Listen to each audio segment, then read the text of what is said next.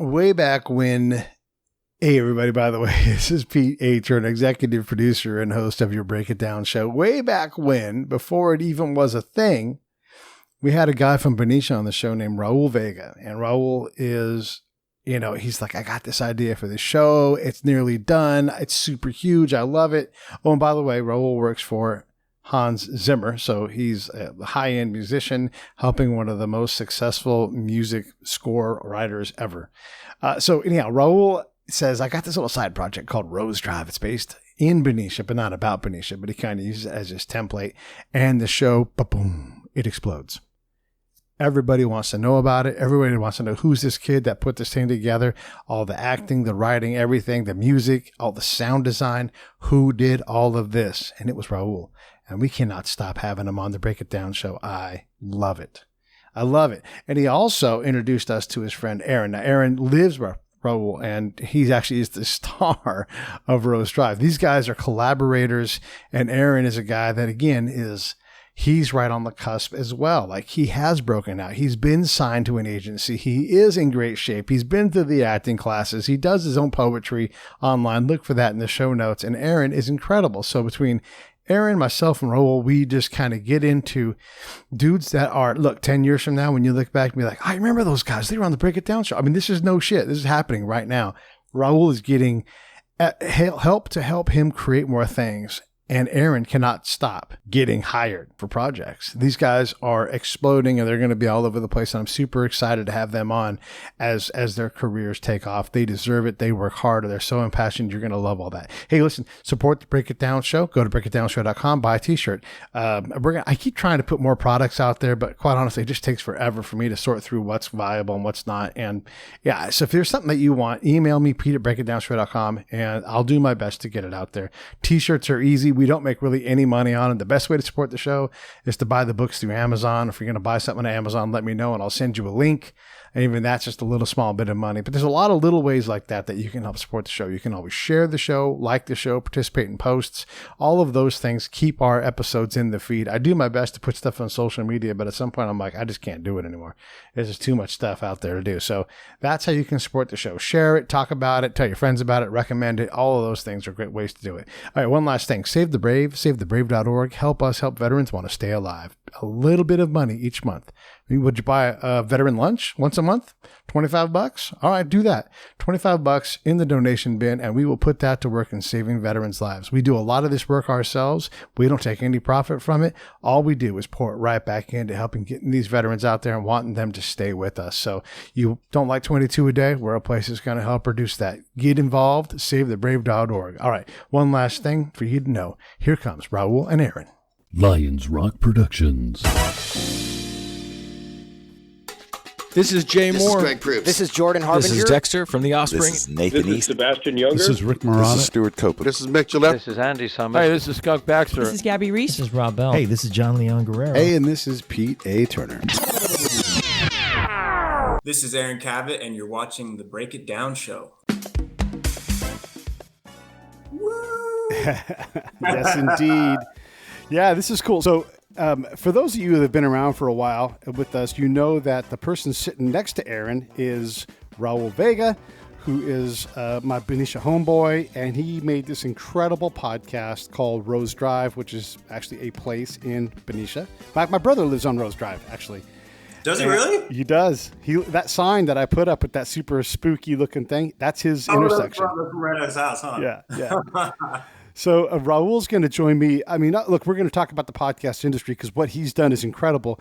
But also, I thought we'd take time, Raul, to talk to Aaron because you've always said great things about him, and I think it's just tell us why he's here. Oh, dude. Well, first of all, Pete, thanks for having us, man. This got to be like our fifth or sixth time doing this, man. This is always the highlight of doing all the podcast stuff. Because I always can't wait. Because every time Pete and I chat, it's always like, "Hey, man, let's do another show." I'm like, "Hold up, let me get more shit together so we can start doing it." But no, man, it's a real treat because it's been about 2 years since we had our first one, right? If not a little more than that. Maybe even longer than Done that. a lot in 3 years. Yeah. Oh shit. I guess it has been 3 years. Yeah, because you hadn't even launched yet. Like you had your trailer out with all the Zoom, all of the drone footage you know? Yeah, and that was it. Yeah, that was just before. So Is that the clock tower? Yeah. Clock tower food? Yeah, that was about 3 years ago. But yeah, man, I mean, obviously, and you guys, everybody can go into all the archive episodes and hear every single episode. I'm just blowing this beautiful man up for very obvious reasons. Aaron Cavette is the star of Rose Drive. He plays Marcus Hill. He's also my best friend and my roommate. So it works, I mean, just perfectly because we're always just constantly throwing ideas around together. And Pete, I've said this on Break It Down several times, this whole story generated just from us sitting at Flame Broiler, I think it was, just both kind of like just frustrated because we weren't where we wanted to be career-wise. Me with music, you know, scoring my own films. Aaron wasn't being sent out to audition as much as he'd like to. And that's when the whole idea of like, let's make our own thing happen. So yeah, man, if you're cool with it, I love the world to see the man, the myth, the legend, Marcus Hill himself, Aaron Cavette, dude. I'm glad you're here, man. I'm glad we're doing this. Just don't ask me to talk in the voice the whole time. Yeah. Strenuous on the vocal cords. And before we blow past this, because you're like, yeah, you know, my job, I'm not going where I want to go. By the way, Raul works for Hans Zimmer. I mean, we can say that he is one of the guys that makes part of what Hans does possible. So when he does incredible work, and let's not blow past the fact that you're already fantastically successul. I appreciate it. Young you would be like, holy shit, I'll take it. I'll take that gig. Yeah, you know? Slap me in the face, dude. Like, well, I guess obviously it was more kind of our own personal journeys. Yeah, your own artistic expression. Yeah, exactly. Sure. But no, man, I mean, I thought last time Pete and I were talking about let's get on a show, and the first thing I said was let's get Aaron on here because this man has such a interesting and just tiresome and beautiful and growth of a journey from college to where he's at now. And I'm going to shut up so Aaron can just tell us who he is. And yeah, dude, take it away, man. Oh man, you're putting me on the spot. You guys are much better at this than me. We've been around the block a few times. I mean, I'm usually behind the camera, but like not looking at the camera. Or in front of the camera, so to speak. Yeah, Aaron Cavette. I grew up in a small town called Port Townsend, Washington. Very small, one road in, one road out, very hippie town. And I grew up my whole life playing sports, but my entire life I was always very attracted to the arts. It was a very big artist community, lots of woodworking, poetry, painting, all those outlets were there. But my life was sports all the way through college. I got a scholarship to play football at a school called Willamette University. And that was the first time I really gave myself permission outside of sports to, I guess, so to speak, engage in artistic expression of myself, kind of get away. Why did that require permission? And what position did you play? I played fullback in college. I was a quarterback in high school. I had a very extreme size growth in college. And no, it was no steroids, but like my entire life was eating food and lifting weights for 4 years. But, oh yeah, so that's a good question. I guess, so my mom is a concert pianist. She played her piano her whole life. My dad's a master craftsman, woodworker, rock carver. My sister was a dancer for 18 years, a first chair violinist. And so my whole family was artistic. I was always going to dance recitals and music things and always watching my dad build, craft things. And my mom got a little shyer as she aged with piano, but she was very gifted, and I heard her frequently play. And I guess my life, for whatever reason, just became sports. It was football season ended, then it was basketball ended, then it was baseball. And then in the summer, it was training for football again. And in between all that, there was a lot of snowboarding. So I guess in a sense, it wasn't necessarily the permission, but I just never thought of it as something that would take priority over athletics. And then I got to Willamette, and Willamette's a liberal arts school. So we had to take art classes. We had to take art history and painting and acting classes and all that stuff. Poetry. I really fell in love with poetry in school. And so in addition to being a full-time athlete, I was in poetry classes, I was in acting classes, I was in art history classes, and I just fell in love with it. And I guess in the sense it was the first time I realized this is something that was starting to grow in me more than actually sports, because as much as I loved football in college, it gets, in high school, it was pure.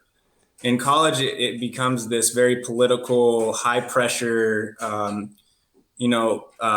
development system where you're either there or you're not. And I was fortunate for the 2.5 years. I came in as a freshman, didn't play a lot. Sophomore year, got a little playing time, but my last 2 years, we were a nationally ranked team and I was a starting fullback. So I experienced being on top in a college team, but it was a lot of pressure. And I didn't feel that way with art. I didn't feel that way with writing poetry or just being able to sit outside in the sun and express myself. And it was just a new feeling inside. When did you realize that? I mean, look, you're playing at Willamette, so God bless, that's fantastic, and you guys are playing at a championship level. But at some point, you reckon with the fact that your game has reached its zenith. You're not going to go further. Yeah. When did you hit that moment?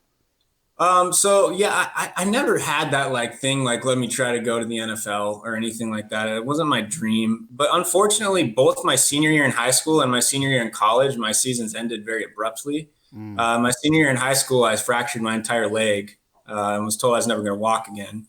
So that was the end of high school for me. And then I recovered and got my scholarship back and went to school. And then I was, we were in our 7th game of my senior year and I got knocked unconscious and scared the shit out of me. Excuse my language. And I just decided that was the end of sports for me. It wasn't worth that happening. And then I started to reflect about every time you're in a sporting event, especially at a college level of impact, that could be the last play of your life. And I never really thought about that until as I get older and older, I realized how many plays I was in and how many of those, especially in a high impact position like football, that could have been it. And I feel very lucky that what I got. Were you more of a blocking fullback, or were you? Yeah, I ran the ball, but I would say we were a running offense, so probably 60 plays a game. I was hitting a linebacker. Yeah. So it was a lot of head smashing, but to get back to it, I guess it just was kind of that gradual transition where it's not something I made a decision of one day, but it just felt like that was what it was going to be. That's where my life was going. And my sister happened to live in Los Angeles, and I didn't know really what I was going to do after I graduated. I lived in Salem for a year after I graduated, and that became that lonely feeling where it's you're no longer in college. There's no longer sports. Yep. What am I doing with my life kind of thing? Yeah. So I just decided I sold everything I owned. I sold my truck. I sold all my belongings. Whatever I could pack into a backpack. And then I had my keyboard and I just took a train down to Los Angeles, and I went on Craigslist a week later, and I've been in this house with this guy for 8 years. Man, I love it. Let me. Yeah. I'm not going to let Raul ask any questions, apparently. But no. I got questions for both of you guys. Okay. Let me just get this one in because a lot of times in TV we see your character, the football guy. He's I sing on the side, and there's that whole the class structure of being notable. Did you experience any of that? And then also I want you, and you don't just get to say it was acting. Here's this badass alpha male quarterback high school guy, right? And now you're playing somebody who's decidedly not that in Rose Drive. Yeah. So don't just say, well, I'm a good actor. How do you make that leap from this very detached, darker guy from the guy that you actually were in real life? Yeah. Man, in high school, I will say that we've had this conversation a lot. I did have that high school experience where I actually was picked on a lot growing up. I was never the biggest, fastest, or strongest, but I worked really hard to get whatever I wanted. It was kind of a work ethic thing that developed, that my dad kind of developed in me a lot. I was never allowed to say can't with anything. So through sports, I always became good at sports because I was always practicing. But my senior year in high school, I did have that real experience. I had a cool car, I had a motorcycle, I had a beautiful girlfriend. I was a star quarterback. The whole town knew me. You'd go into restaurants and I'd get a free meal. That was a real thing that I actually really did experience, that kind of Friday night life. Even though it was a very small town, and by no means were we this Texas football, 4,000 kid high school. But I did have the experience. But the thing that happened for me was when I got to college, although I accelerated in sports and I was still very good academically, I was not popular. So to speak, I became the stoner athlete, where I didn't drink hardly at all, but like I smoked and I wrote poetry and I hung out with those kinds of friends and you know, I was lifting weights 3 times a day and going into class. And so I didn't, it was actually a really big shock for me because I didn't have, I literally immediately went from that experience in high school to a couple months later, my first fall camp. And that was a shock because throughout all of my college experience, I never had that, like that popularity. And I'm okay with that. But I would say that experience in college is really what shifted my mindset into realizing that, you know, I don't have to be that way. Yeah. And then as I moved in with this guy, I still had that persona where I had to carry myself in a certain way, some sort of masculinity, some sort of like dude bro, like he was growing up to do. He was also well, not physically, because he was just like a wall. Dude. Yeah, so I mean, when he came in here. In college, my playing weight was at 265. Wow. I'm like 170 right now. So, and I was on the down track of losing that weight when I moved in. But you know, I got a lot of. Raul was one of the first people, and that's why we probably become best friends. Who kind of just progressively allowed me and called me out on like not being that way and allowing myself just to kind of be the goofy, weird, kind of like. I wouldn't say melancholy or like, but like I'm very like polar. Like I'm very like happy. I'm very sad, but I'm always like, you know, engaging. I'm always, you know, very engaging person. And I think that's what lended me to going into acting. So when we talk about Marcus Hill, you know, Marcus, he has a traumatized past, but am I allowed to like divulge things? Or, yeah, of course. I mean, I'm sure by this spoiler point, alert, yeah, like, spoilers. He has a traumatized past, and it's something that really. Depending on how your past is, it really develops like how you speak, how you interact with the world. And even though we're talking about voiceover, that's still the voice of a character is like literally the only thing that you express yourself with. If you came to a recording session, you would see the physicality of someone speaking, and it's much more grand when you're actually just doing a voiceover rather than on camera. Right.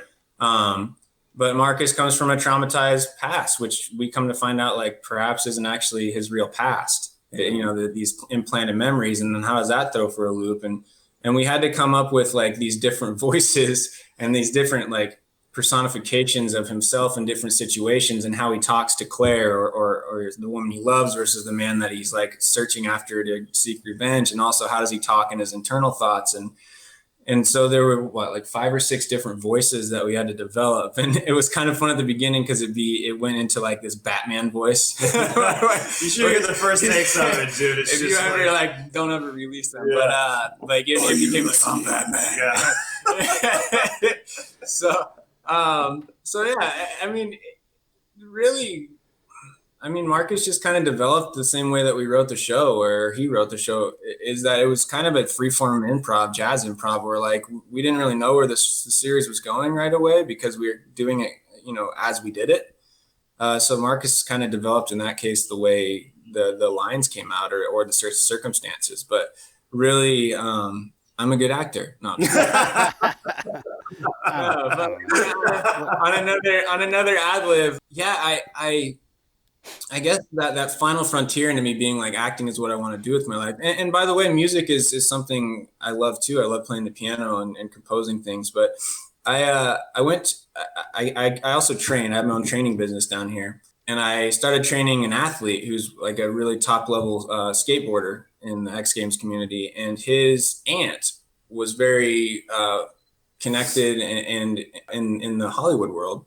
And so I by no means want to do any name dropping, so I'm going to leave that out. So I don't really want to put anyone on the spot. But I was at a Christmas party, and I was with a very intimate setting with someone who's like an extremely well-known actor, like right now. And I just told him, hey, this is what I did in school. This is what I feel like doing. And he sent me an email that night, and we've been in contact every now and then, pretty infrequently. But he sent me, I'll never forget the email, and I still read it every now and then. But he's like, you should absolutely do this. I see the same things in you that I saw in myself at this age, and pursue this. And that was literally right after I got that email, I enrolled in my first acting class. And I've bankrupted myself probably 3 or 4 different times in the last 8 years paying for acting classes. That's my guy right there. I like it. So, you know, like I'd have $10,000 in savings, but, you know, business would be down with training, but I'd still be like, well, acting classes are more important. And so That's how you know. that savings just dwindled down to zero. And then eventually for about 3 years, I became a part of a theater company, and I managed a theater studio that was with a really renowned acting coach.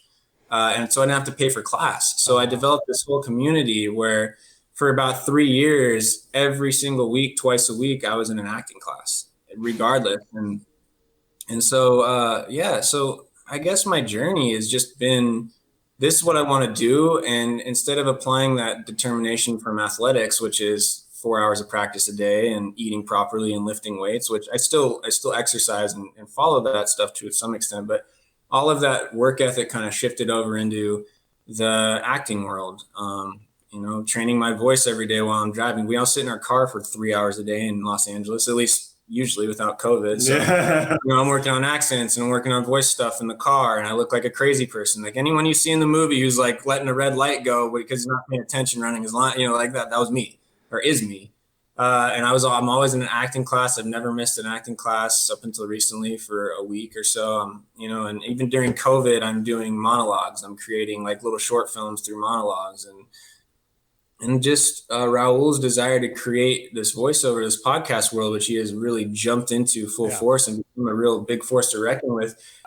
He allowed me to experience the first expression of voiceover and the enjoyment from that. And Marcus, probably 100 hours, couple hundred hours of being in a recording booth, just with different people, making new friends. Some of my best friends I got just from the connections that we've had in recording studios. So in a sense, in that long-winded, I don't know how long it's been, but yeah, like my story is small town dude who played sports and discovered that, I wanted to be the singer and the dancer and the actor, and I let myself do that.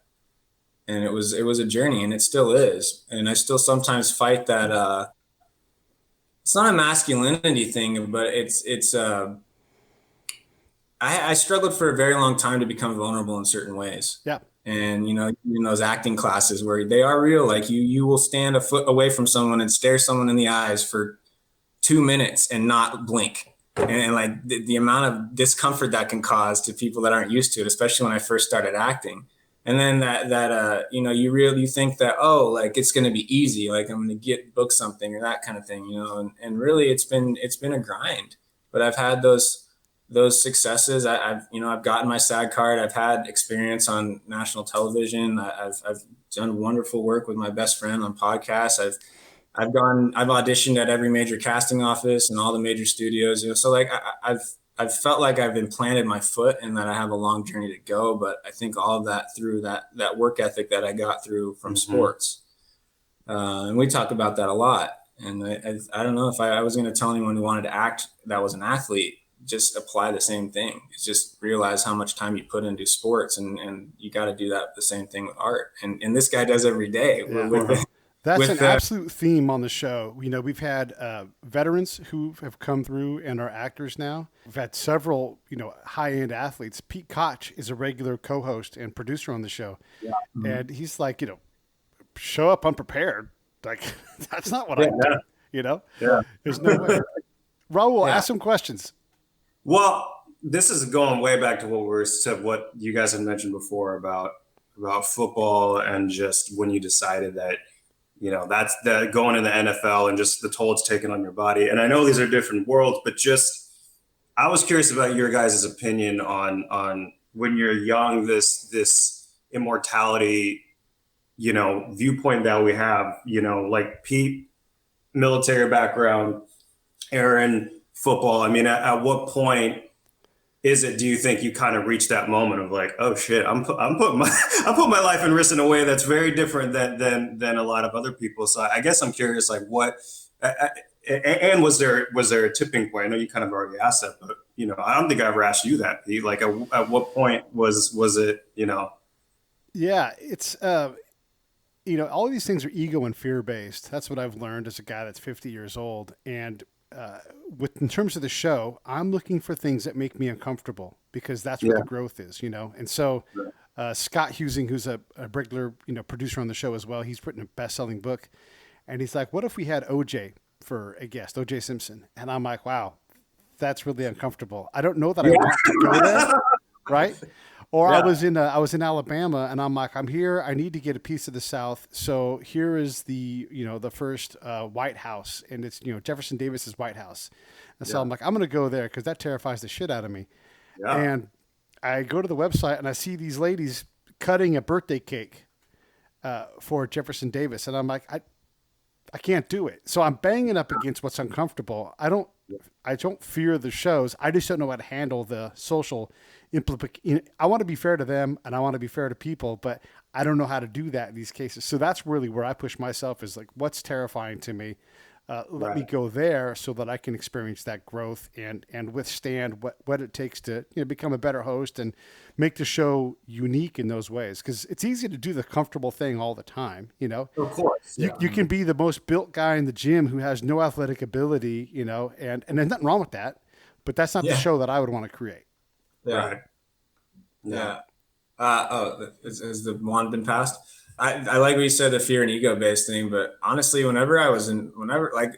baseball and basketball are, they're sports, but the level of potential injury is not, unless you pop an ACL or, rare, but like in football, I never thought about that. I never thought, even like from high school, Pop Warner, all the way through college, I had a mentality where I never thought about it. I literally just wanted to get as good as I can, like get a starting spot and destroy people. And that's all I wanted to do. But it's in the reflection. It's in the what we talked about earlier about like any one of those plays could have popped a neck wrong, or and I had my fair share of pretty severe injuries. But yeah, I never thought about it when I was in it. Right. And I don't think you could perform if you did. Right. And I don't think that it would be something you would engage in if that's what was controlling your thoughts. I think the fear is something different, though. It's that fear of, we're going to create something, and you don't know how to do it. You're making it up as you go along. You're doing this thing like a jazz trio. You didn't know that going into it, that you were going to do that, and all of these unknowns make it easier to stop because it's too much. Sure. Yeah. Yeah. Oh, well, talking about the fear thing is, so I have a dear friend who's actually my first acting coach, and I stay in contact with her a lot. And I always send her my monologues that I do and record, and she, gives me my feedback and we talk about it. And she and my manager too, they're like, you're in quarantine. Why don't you do something that's really about a part that you'll never play, that's going to be so difficult and scary to you. And what it ended up being that we decided is, I don't know if you're familiar with the Streetcar Named Desire. So there's a really long monologue that Blanche Dubois does, the female lead of it. And I'm actually working on that monologue right now as her. Good. So again, I would never play Blanche Dubois, but to work on a monologue about a very old Southern aristocratic woman in fear for basically her life, trying to find safety with this haunted past, but like to develop the mannerisms and the voice of her and really like embody it like I was a woman, is something like, again, that it's that fear thing where I have to shed all masculinity and embody this woman to speak this monologue, which is, I think is going to be a beautiful thing and a really beautiful experience. But that's kind of where I'm pushing my fear factor right now, is digging into that piece of work without any expectation of trying to do anything other than grow. So, damn. I don't know. That's where I'm satisfied with those answers. But I think it's something you can live by. That something in your life is always that motto that you talk about is growth comes from discomfort. Yeah. It's so true, and it's been true throughout history. Well, let's not call it discomfort. Let's call it miscomfort. Because, miscomfort. A lot of it is like you learn how to be comfortable. Look, like being sore after a workout, you're pursuing that at some point. It's not that it's uncomfortable. It's like, that's where the growth is, Right. Of course. Well said. Well, thank you. Yeah, and by the way, Blanche Dubois, nice. That's fantastic. You can also try any of the Elizabeth Taylor parts in Cat on a Hot Tin Roof, because she's wonderful too. She does such a great job, and it's such a character that you couldn't really even have in a movie today. Like it forces you to adapt over time, gender. Fantastic. Right. Yeah, like a lot of those old, like the Tennessee Williams plays those characters are, I would love to see that style of acting kind of resurge itself into, but I just don't know if it could because a lot of what acting is now is hyperrealism. So we don't want to see that caricature of, The Betty Davis Yeah. is with the crazy but I love eyes he's actually been watching a lot of old movies lately, and Yeah. there's a special spot in my heart for that. Even though as the group theater progressed and you got into the 60s and 70s and even further on with De Niro and Pacino and Hoffman and that style of acting that kind of like bled into the hyperrealism that is today, where it was no longer expressions. It was more like how still can I be and convey truth as a person. But I really like it. That's why I still like doing theater a lot, is because there's still an element of grandiosity that can be done on stage that most of the time a director will for push sure. you away. You've got to physically be bigger on stage so that you could hit the back of the wall of that theater, Yeah, exactly. Right. Yeah. Very true. Yeah, I have a dream, a goal in the next couple of years to get into a play at the Geffen Playhouse at UCLA. All right. I like it. Yeah. Yeah. That's a small goal. Yeah. and then Broadway after that. Yeah, exactly. It is right next to it. Yeah. It's funny. Another fellow Benicia High graduate with Raul, he played Hamilton in Hamilton on Broadway. Yeah, sure. Yeah. And it's incredible because, and you guys were peers in class, right? At all, Raul? Or you couldn't be too far apart though. This is Austin. Yeah. Austin Scott. Yeah. No, I think we're several years apart. Okay. We're several. Right. Yeah. But either way, I mean, here's a guy that was the traveling Hamilton. He's the longest tenured Hamilton. He's not Hamilton anymore, but he also was the Broadway one. And even for him, that role, he's like, it's time to move on to something else. And of course, right as he was about to start this new play and be a featured new actor on Broadway, everything got shut down. But what an incredible experience to be able to make that leap, and make it gracefully, because everybody who talks to Austin or talks about him, everybody loves that person. It's one thing to get there and be like, yeah, that guy's a pro, but an asshole, Right, exactly. But you guys both seem to have pulled off another aspect of that, where you're everybody talks glowingly about you. Oh, that's very kind to hear. Yeah. I don't know, man. I think there's something really cool about just kind of what we're going back to. Everything's growing and learning, right? And there's growing pains throughout all of it. And that's been the most fun about this whole thing, is because, our thing from the very beginning when we started this was like, I don't know what the hell I'm doing. I don't know what the hell I'm doing either. All right, you want to make an ass out of ourselves, but have fun doing it? Yeah. Hell yeah, And then, flash forward a couple years later, we got a couple pieces in Forbes and agencies, and man, not that was not the goal at all. Which honestly I think is why people were able to connect with it in the way, because Aaron and I didn't set out to do this to be like, let's take over the world and this is our shot to what we just wanted to have fun with friends. And because it came from that, I think even in all the moodiness and darkness that is Rose Drive, you can still tell it's a bunch of friends that are just so in it, so much having fun. And just because I'm the one that's putting the words in, that doesn't mean anything, because at the end of the day, it's my cast and all of us that are going back and forth, bringing the words to life. And Pete, I know I told you this before, but I've learned something really interesting being a writer now, is the more you write your characters, the more you work with your actors, soon, at some point, pretty quickly on, your actors know the characters way more than you ever could. And there have been times where we were recording at the studio, and I wrote Claire's line, and Paige, who plays Claire, who's brilliant. She's been playing Claire for the last couple of years, of course, and she knows her very intimately. And I wrote like one joke line or something, and she read it, and she was like, "Wait, what's up with this line?" And I was like, "What? It's a joke." She's like, "Yeah, but Claire wouldn't say that. Raul, that's something you would say. That's a you joke. That's not something Claire would say." Right. And of course I was like, "What? No, I created Claire. Say it." And she's like, "All right." And she did in her voice, and I was like, "Yep, you're right. That's Never definitely mind. something." Never mind. You know her better than I do. But that's what becomes so fun, is that it is the ultimate collaborative process. And I think that's why you have so many of these big agencies that are trying to hound some of the smaller cats in the indie world, because we're all coming at it from a place of genuine truth, not like, oh, let's just build 1,000 shows, spit them up against a wall, see which one sticks. It's got the biggest names, the biggest actors, whatever, which is fine, but not really having that passion for it, just seeing it as a means to create another TV show or something, you know? And granted, would I complain if we had a TV show made? Of course not, but that's not why we're doing it. You know, we want to explore the medium and push the sound boundaries in the way we tell stories through audio, in ways that just aren't really being tested or really like presented right now.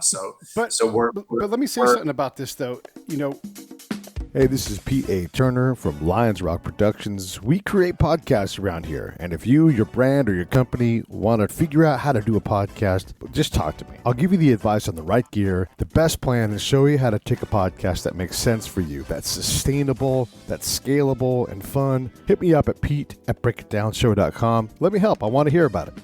Presented right now.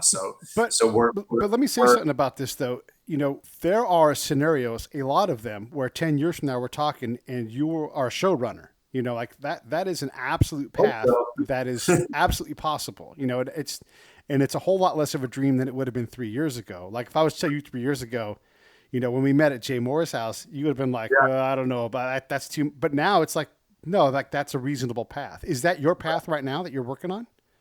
You know, interestingly enough, man, kind of. I mean, I kind of have been on a much smaller scale. I've been show running all the podcast stuff because what I've realized is my favorite thing to do in all of this is to come up with the vision of whatever a show is going to be, right? And so this is a log line that just jumped in my head. Let me start messing around with the characters. Let me start talking to my composers. Let me start talking to my sound designers, my logo designers. I get all that stuff going in the beginning when I'm really, really excited about something.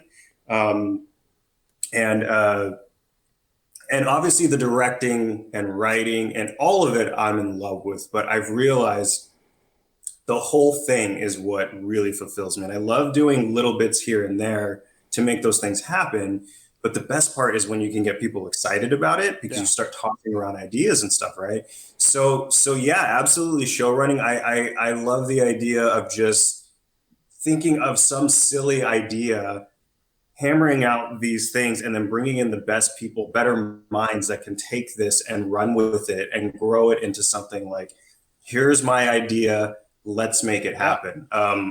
One of my good friends, Stephen Doer, who I work with at the studio, he is going to be the creative producer on another project I'm working on, because I mean, he's also somebody just like Aaron, just endless amounts of talent, just constantly, whatever he does, he just learns really quickly, puts everything into it, whatever. But even though he doesn't have much experience in the podcasting world, his goal, what he loves to do, is to take somebody's idea and really help them flesh it out and bring that vision to life and thinking about the logistics of it, right? Because my mind goes all over the place. I'm like, oh, this is cool, this is cool, this is cool, this is cool, this is cool. If you don't have somebody to be like, yes, they are, but the show's about this and this, so let's focus on these two things. Sorry, I'm not caring. These two things and make sure it's there. If you don't have a producer that you can trust, when you know, I've been my own producer in all of this stuff, but it's a lot more fun and easier when you can have somebody that can kind of like see what your vision is and kind of be like, all right, let's focus on this aspect and here are these other things we can look at. So yeah, I mean, to answer your question, I mean, I would love to show run one day. I mean, whether it's TV, whether it's for animation or podcasting, obviously, I found myself in a position where I love doing all of these things. But I'm so much more interested now in assembling my Avengers from the very beginning and having us create something just from the ground up together. Instead of it just being, this is my vision, this is my thing, and you come in and you play a little part. I mean, everything that we've done with Rose Drive, I mean, it may have started off with me coming up with the words and having Aaron come in and then we would figure out the right voices. But man, eventually, especially with this finale, Aaron was coming in and directing. He was assistant directing. He was coaching all of the actors because we have varying degrees of experience with actors. Some of them are very established, well-known child actors who have grown and have continued to kick ass. And some of them are brand new. Some of them are not actors at all. But Aaron was able to take very objectively, like take the words and take what their character, you know, what they're trying to say behind this in a way that I wasn't able to communicate to them. And he was able to really get in there and physically show them this is kind of the idea that we're going with. And it just changed everything. And that's kind of when we realized like, man, we could really do something very, very different here. We're not just like I said, bringing in all these loose pieces of straw and making a bale of hay out of it. We're very meticulously choosing who we're working with and helping each other to serve the project. Because at some point, the goal, I think any creator or a producer or whoever creates stuff, their goal shouldn't be how can these people serve me? It's how can we all serve this project? Give itself its own life and legs, and let's all do this for the project. Not for my ego, not for your ego, not for any stardom, but because we're making something that is so bigger beyond, so larger beyond what we had anticipated or what we envisioned for it, and bring it to life, So yeah, you're really a maestro. You're an orchestrator who where things need to go, but all you're going to do is a little higher, a little lower, Yeah. and fine tune. I was going to say that's kind of why we work so well together, is because I'm the exact opposite. The thought of trying to orchestrate, it makes me so anxious. but when I can get focused on, like, that's why it's just like, it's like, if I'm acting, I'm just acting. If I'm directing, I'm just directing. If we're working on writing a scene, like, I'm focused on the scene.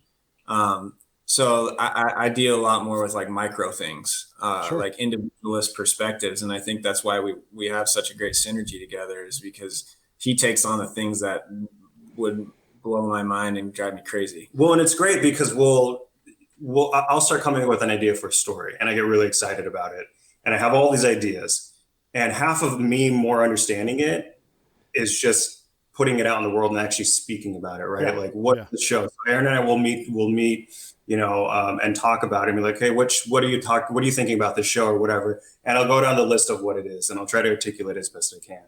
And then his mind is just constantly trying to think of, okay, what of this makes sense? What doesn't make sense? And he's always pushing back, which is so important, because that's the only way I can get more. Like, if I can't answer something immediately, I haven't spent enough time with it. There's always things that I'm going to miss, right? And that's the important thing of going back and forth of like, okay, so this is what you want to do.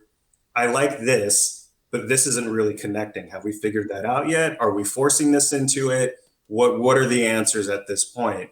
And God, man, so many times I'm like telling him, and I'm like, oh shit, I didn't even think about that. Or like, this is why I need to talk to you, because we can help each other really make this grow, as opposed to me just sitting in my room having my own, my own story that I've crafted out of my genius that's just my own and nobody can touch it.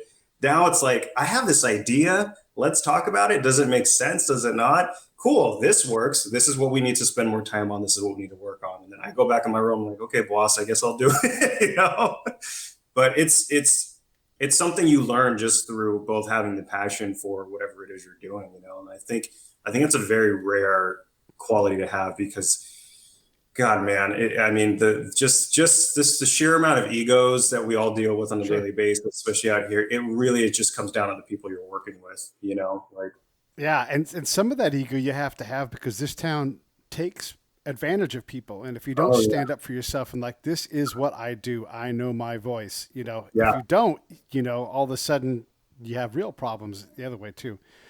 I'm asking Raul, do you have a showrunner mentor right now? Have you found somebody that's ahead of you that can really pull you towards where you need to be? Because someone's got to be showing you the next thing, Yeah, not currently at the moment. Through my agents and my manager, they've been so encouraging and so just like constantly getting in touch and guiding me. Peter Katz, who's my manager, Peter, if you're watching, what's up? He reached out to me a couple of years ago, just a fan of Roast Drive. Literally hit me up through LinkedIn and through Facebook and Twitter, and was just like, because back then I wasn't putting my name on anything. I really wanted to be in the first person world. And he reached out. He's like, who is the creator of this? I need to speak to this person. We got lunch and chatted. And he was like, first thing he told me, he was like, you have to put yourself out there, because it's like, I get what you're doing, but people also want to know who's making this. We want to know who to connect with. And he's just been so adamant about helping me grow, because he's been in this town forever. He just is very, very well connected, but also like, just so genuinely honest about things. Like, he never bullshits me with any. He knows I'm not somebody that will respond well if you're just blowing smoke, right? Right. Or as John would say, washing my balls. So with Pete, he's just been constantly like connecting me with people like, hey, there's somebody who works in the comic book world, or hey, there's this writer, or hey, there's somebody I want to connect you with, because what you're building, I think you could really help and grow and learn from each other, especially on the TV side and more of the visual and the film side of things. He's been very, very helpful. Not only offering his own input, but being very honest, being like, I don't know about this, but I have people that I can connect you with because I see what you're building and I want to make sure you're still in your creative headspace. Let me move all these parts around and introduce you to people and promote you to people who need to know who you are and need to see what you're doing. And with my agency, it's the same thing. I mean, I'll get emails, hey, we sent your stuff to, Blumhouse or MGM or whatever. And even though they're conversations and we'll have like Zoom meetings or now, of course, but it's really also just understanding kind of that team mentality, because that's exactly what it is, right? It's such an interesting kind of balance. And you can speak this too with a manager or any sort of representation, because you're both, like they're banking on you on the belief that they have in you and your work ethic and your output. And they're the ones who are also a lot of times opening doors and introducing you to the right people. But it's a really interesting mentality because it is very, very, very team oriented. And it's also helped me really kind of solidify what it is I want to do. I was able to find the language of wanting to know what show running was, just based on what I've built and what I've explained to people and them. I mean, they're like, damn, well, let's get you in that. You have that in you. Have you thought about it? I was like, oh, I never did. And then now I'm like, I can't stop thinking about it. I mean, he's already been doing, like, he's created so many shows already. I already see him as a showrunner that's going to continue to, I mean, I've probably seen you every day of my life for the last 8 years, and just about. Just hearing the phone calls and like at certain points he'll be on with a composer and then he'll be on with a producer and then with a writer, and like they're so seamless in terms of like the communication, and it's things that like I couldn't even fathom doing. So I mean, I've never really thought about it until recently, but you bring it up a good point too. Is like I feel like it's almost like through creating that show at that one time, because we both wanted to make something, he's kind of like inadvertently found what the path is. Yeah. And I think that's lucky, because a lot of people go throughout life and never really do find it. Yeah. Like I feel like we're both very lucky, and whoever else feels the same way, is that when you kind of feel like this is what I'm meant to do, regardless of what success it brings or what struggles I have to go through, like regardless of if it's like free community theater or like a free show you create, or $1 million investment or multi-million-dollar investment for an acting service or a show to be creative, it's the same work, because it's something that you love before monetary, compensation ever comes into the picture. Right. Well, I guess for Aaron, so let me just preface this, because there's more I want to talk about later on about kind of, and I'm sure Pete, you're itching to see what we're working on right now. Of course.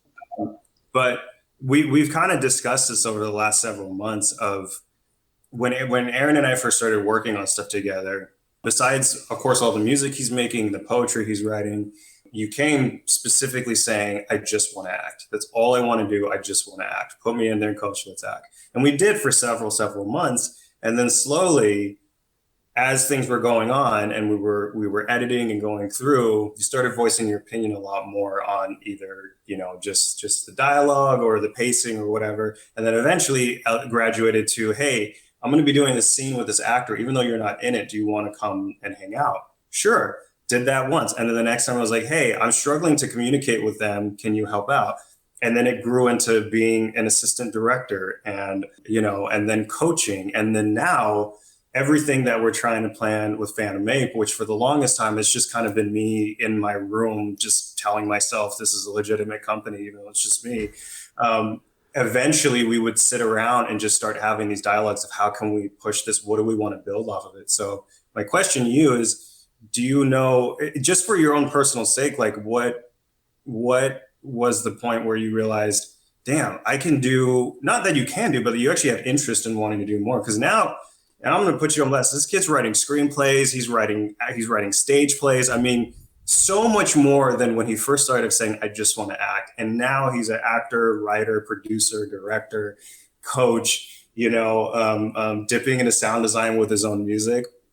So even though acting is still your main trajectory, my question is at what point did that shift, and how much more do you want to explore all these other avenues? That's a novel of a question. Oh man. I guess it was that, that sports background is something I'm always going to refer to, but if you play a sport, you have a position, you have a job. And that's kind of what acting was transitioned to me, is that I want to become the best actor I can. So all of my focus, all of my attention is acting. And was my mentality. And what I started to realize is the theater company that I was with for 3 years, my acting coach, who coached Rami Malek for the Oscar on, what was it? Rhapsody? Rhapsody, yeah. Rhapsody. We played, what's his name? Freddie Mercury. Freddie Mercury. But he's I sat next to him every week and I watched him coach actors. And even when I wasn't doing a scene that class, like all I was doing was listening to this man who's very gifted coach actors for 4 or 5 hours at a time.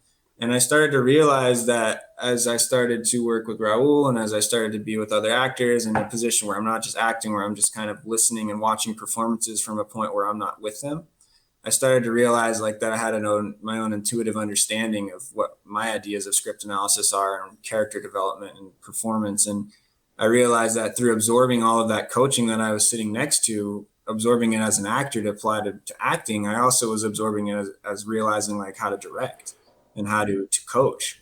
And so progressively I started really enjoying, when I get the opportunity, watching someone else perform and giving them direction. So directing became something that I really enjoy. I'm not someone who really enjoys camera lenses and angles and the, what directing actually is, but in terms of actually just working with an actor.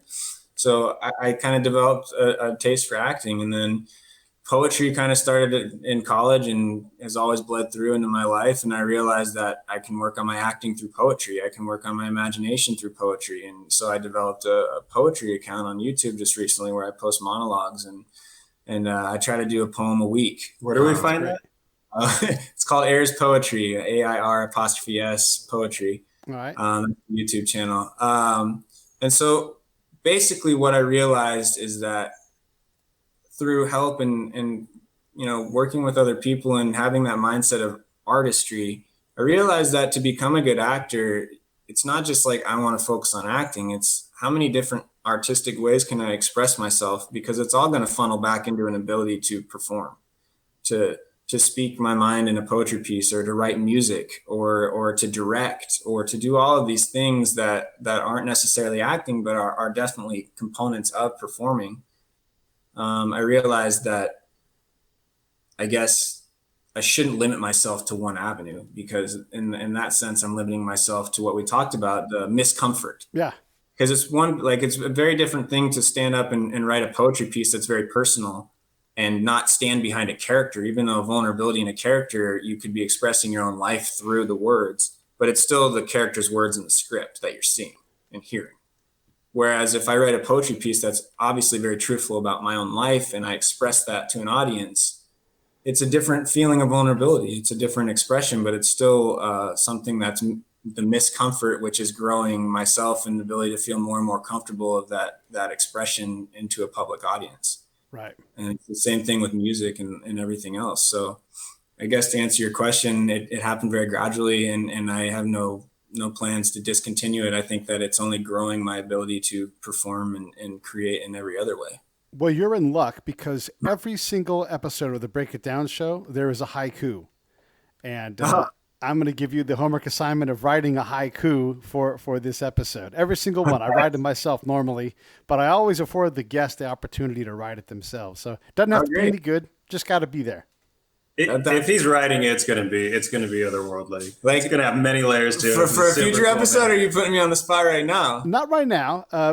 But for this episode, when I put the full graphics and everything all together, I'm going to hit you up and I'm going to say, hey, send me that haiku. And 575, no big deal. By the way, anybody who's looking at the screen right now, you can go to Aaron's YouTube channel to look at his poetry. There's the link right there. I'll put it in the show notes so that you can go check out his work, because that's how we do it. And as always, subscribe. I mean, come on. This guy's putting a poem out a week.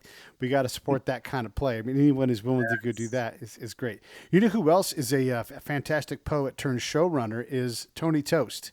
And Tony grew up like in white trash, on the edge of a Navajo reservation, I think it was, Indian reservation, one way or the other, and got a job writing for Longmire, because that's that world. And he knew that world so well, and already had a PhD in English, that he's like, can I just write all these episodes? And he basically just started, writing all of the storylines because he knew that world so well. But he started as a poet, got a PhD. He's like, now what? And like, okay, now I'm a Hollywood showrunner, That's the one thing that, there's that avenue of Hollywood that you think about, like the nepotism of like my grandmother and then my father and my aunts, and they're all actors. So I'm obviously going to, but so many people that I've met, there was no like plan, like there's no one way into anything. Right. And I find it fascinating to, like, one of the first things I ask anyone who I first meet is like, what's your like story of being here? And of course, in a very polite way, I ask that. I'm not like trying to dig into someone's life that they don't want to explain, but I always find it fascinating of like, oh, well, I came from Idaho and, I was a farmer, and then all of a sudden I decided to try Hollywood out. I'm like, what a cool story. Like, that's a script in itself. And so I find the origin stories of people very fascinating into like where they've come from. And even with Raul was initially wanted to be a composer. Like, that was his dream, was writing music. And all of a sudden, like, now he's talking about being a showrunner. Like, in a 10-year span, the transition that's happened from, like, we talk about college all the time, like how you were in college, what your mindset was versus what it is now. Well, unfortunately, we were very fortunate that it's led to something that we found a greater passion in. It started with this, and then it's grown into something else versus like, oh, I had these dreams when I was in college, which unfortunately is a lot of people have these dreams when I'm in school, and then they end up doing something so wildly different and unfulfilling for them. And it's like, damn, I had these aspirations of doing this, but life had, put me this way. I'm so fortunate that I wanted to be a composer, and I still love writing music. Now when I write music, it's for me. Right. And even though it took years for me to figure out what that next step was, I found what it is, and I kind of feel like I'm thriving more in this time of my life than I ever have, because my passion and love for film music and being a film composer has, just like what Aaron was saying before, has found its way into developing these new creative, artistic spaces that, I don't know. It's showrunning something I'm very interested in. I have no idea where it's going to head to. I mean, we did several months ago. Aaron wrote a very short piece that we were filming with our friend John Baca, who plays Greg on Rose Drive, and who's also a brilliant writer and director. And he has a collective that he's constantly been doing with friends of just making 3 or 4 minute shorts. Aaron wrote one. And we were talking about it, and he was like, yeah, I want to get your feedback on this character and all this stuff. And I gave him all my notes. It's like, oh yeah, I love this. What about this? Blah, blah. And at the very end, he was like, cool. But the real reason I asked you is because I want you to direct this. I was like, what? I was like, I like audio. He's like, no. With a camera, with sound mixer, everything. Like, I want you to direct this. Love it. And I can't lie, man, it scared the shit out of me, because I'm so comfortable. Like, my world is so comfortably in post-production and in, the booth, separate from my actors. And like, I can do all that stuff because it's stuff that I can control in a way that I understand. But the visual aspect of it, of like, not only just the performance, but also shots and frames and where's the sound, like all the things that go into it. And this was a 3-minute thing, but it was a really exciting experience for me that I hope we're going to be able to do soon when everything kind of comes back to life. But even that was something that I hadn't thought about till he was like, no, dude, direct this. And then we did it and we put it out there, and it turned out great, and it was fun. It was a really, really cool kind of experience, but What, so we got a few minutes left here. What's next? What are you guys working on that you can talk about? Sure. So I think we can all agree March was pretty much lost on everybody. I think everybody was just kind of like this alien planet for all of March, and we didn't know what the hell was going on. Now, as things have started, we have some hopefully temporary space of normalcy. We've been able to get back in the groove of prepping things.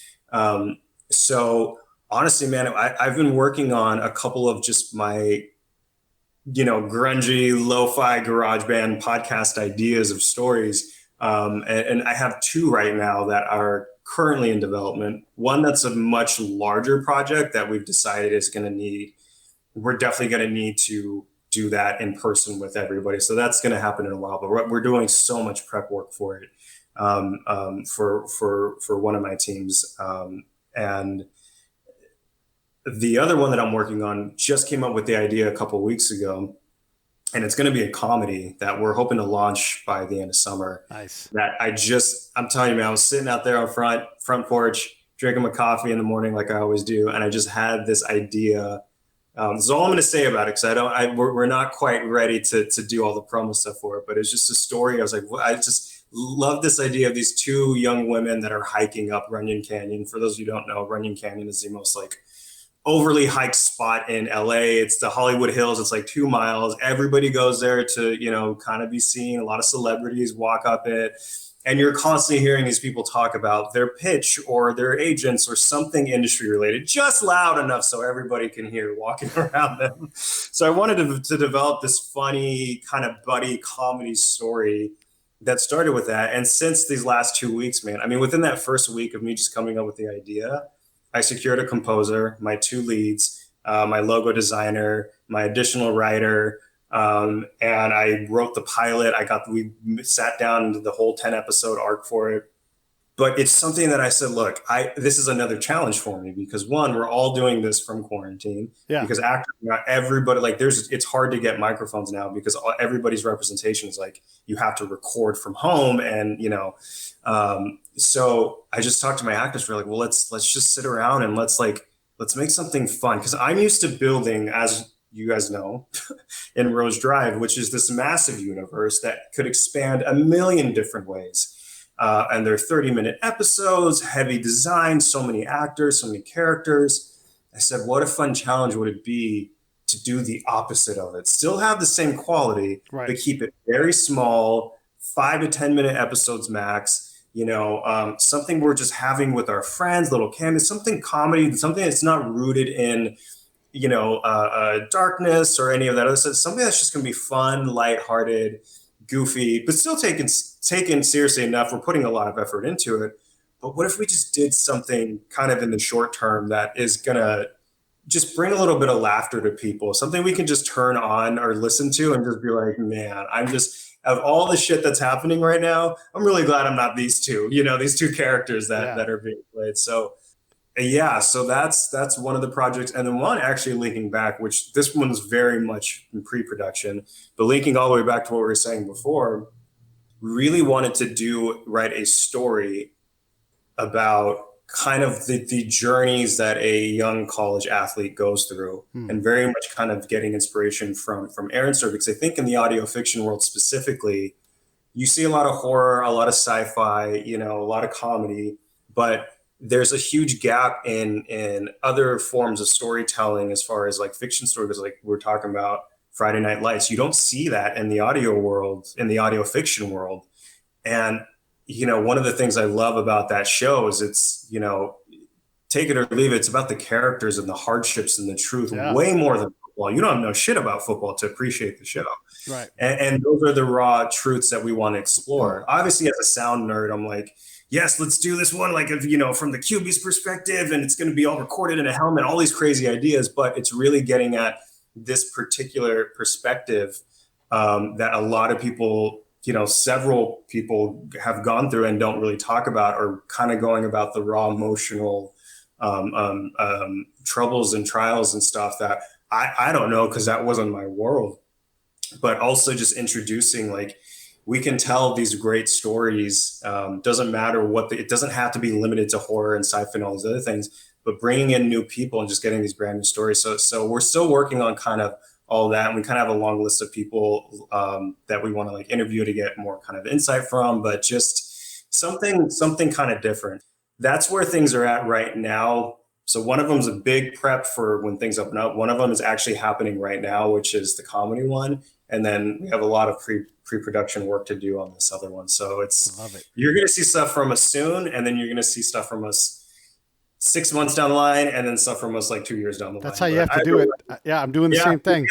Have these kind of like short, medium, and long-term projects and goals, because otherwise you just get a little too stagnant. And like I said, it's all stuff that just challenges, right? Because like I said, I'm so used to building out a giant world, and this is harder for me. Instead of writing 20 pages of dialogue, I have to condense a story into 5 pages. And like, shit, how do you do that in a way that's at least still satisfying enough to your listeners and to you? So so those are what at least I've got going on right now, and we're kind of jumping in on that. So man, he's got a lot. I'll keep mine short and simple. Like I said, still very direct to the acting, but I'm doing a collection of monologues. I'm working on that Blanche Dubois monologue, which is very long and extensive. So that's kind of my big project right now. But I've just recently fell in love with lo-fi hip hop, and I've been studying jazz piano for a long time. So I'm working on developing kind of a 5 or 6 song EP of jazz with kind of a lo-fi hip hop nature to it. Nice. So it's kind of a music thing. And then, so I have 2 aspects of poetry. One of them is that, Raul constantly has engaged me to be like, don't just do something, write something, and then be like, that's what it is. And like constantly you want to come back to it, revisit it, rework it, until it becomes something. And so there's one on my poetry page called The White Room, which is a whole video that I did, but it's a 5-minute piece where it's all about not letting circumstances defeat you. It was kind of like a championing of myself during a hard time that I'm going through. So there's that element of myself, but I'm also working on these poetry pieces where I'll just sit down and it's a free form. Like I won't lift the pen up, but I'll write a page of poetry. And so I'm working on a book that's just basically like grammatically it doesn't matter, structure doesn't matter, but it's like, here's my free form thought about whatever I'm writing about. And I'm doing 50 poems that I want to get done by the end of, and it started out being my mom really loves reading my poetry. So it started out being a present to her for Christmas that will happen. But I'm also just want to make a book out of it to like be something that I accomplished. And I really, as much as I enjoy digging into something and putting the preparation, especially with characters or acting or stuff like that, there is something about improvisation that I really enjoy too, where it's just putting a pen to paper, and then until I get to the bottom of the page, I know it's going to be a poem and I know it's going to be something, and then I'm going to lift the pen and then that's going to be done. That's what it is. Like, it's just that's what it is. So I think those are the 3 biggest things I'm working on right now. And of course I'm writing some short films as well, and then auditions when they come in, but I think they're going to start picking back up pretty soon, but we don't know when Hollywood opens back up. But I think the biggest thing is creativity every day. I think that's where I'm at right now. Yeah. I like it. Anything for me before we wrap this thing? Dude, just thank you. I thank you. You're welcome. I always get, I gotta say, man, very, very, very selfishly, a big part of the reason why I love chatting with you, Pete, is it always comes at a time when I always feel like I'm not doing enough. And then every time we chat, you're always asking these really great questions, and we're always having this good dialogue. And I'm like, oh shit. And like you are a beautiful milestone. Every single time we reconnect, every 6 months or years or whatever, man, it's always just so much fun. And so many of my friends and people that have either followed me or follow like Chris Drive or whatever, I always link back to these shows. I just did an interview with Radio Drama Revival, which is this long going show where they interview audio drama, audio fiction creators and stuff. And David, who runs the show or did, just sourced Break It Down and all these other things. And just like, man, you're just like, so that's all to say, just super grateful you're always interested in chatting with us, man, because it's always just the best. Also, just like 707, baby, you get it? Like, that's right. Benicia boys causing trouble. Yeah. Well, thanks for that, and I appreciate it. I'm working on some things. I'm actually going to be bugging you with some questions here soon too, because please do. Yeah, I got Prison Chronicles in the shoot all teed up, basically ready to go, kind of, slow playing because of the COVID thing. But, and then I've got a couple other projects. I've got a script being written right now. So there's things coming that I'm going to be like, what do I need to do next? And you're going to be like, you big dummy, don't do this, do that. And I'm going to do it. Yeah. That's what we do. We shoot straight. We help each other out. And I appreciate you guys coming on. It's so fantastic. I love sharing these stories. It's so cool to be able to do this, especially with folks from our hometown. Benicia, what's up? Here we are. I'm going to say right now, the 2 most successful podcasters from Benicia of all time. Yeah. And Aaron, you're doing great too. Thank you for coming on, man. I don't want to leave you out of the kudos. It's fantastic to do what you guys are done. And I want to hook you guys up with Pete Koch because LA Raiders to actor, model, all that stuff. He's perfect for what you guys are trying to figure out. Whether you use him for anything, I just want you guys to know him so you guys can swap the stories if you need to. Let's do it, brother. Much appreciated. Much appreciated.